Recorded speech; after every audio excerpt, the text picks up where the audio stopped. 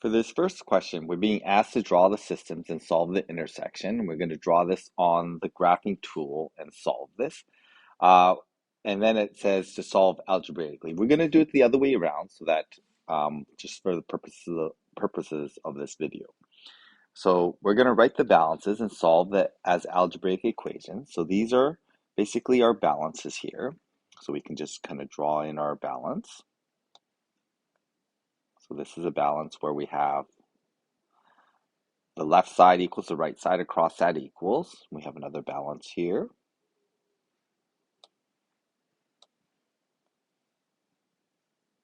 And again, the left side equals the right side.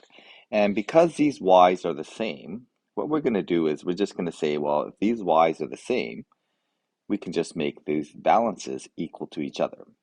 Okay, so we're going to say that 3x minus 2 is equal to y, but that's also equal to the same y as negative 2 over 3x plus 5, plus 8.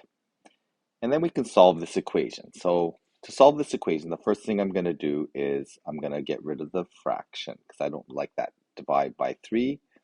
So I'm going to times by 3. So I get 9x. I have to make sure I times everything. Minus 6. The times 3 divide 3 cancel. So I'm going to get negative 2x. And then 3 times 8 is 24. And so there's my equation to solve.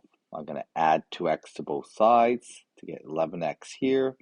I'm going to add 6 to both sides, so I get 30. And then I'm going to divide both sides by 11. I get x is equal to 30 over 11. Okay, and that's approximately equal to 30 divided by 11 is approximately equal to 2.7272 repeating. So I'm just going to round that to about 2.7. And then solving for y, we're going to plug it back into one of the equations. So I'm going to plug it back into y1. So I get y1 is equal to 3 times 30 over 11. And then solving for y, so minus 2, we get 90 over 11 minus 22 over 11.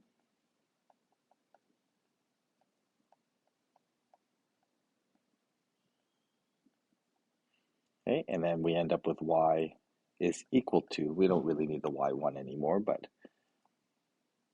the y is equal to, that's going to be 68 over 11, which is approximately, when we do 68 divided by 11, we get 6.1818 repeating, so I'm going to round that to 6.2. Okay, so this can be solved algebraically like this, and we're going to compare this to the graphing solution.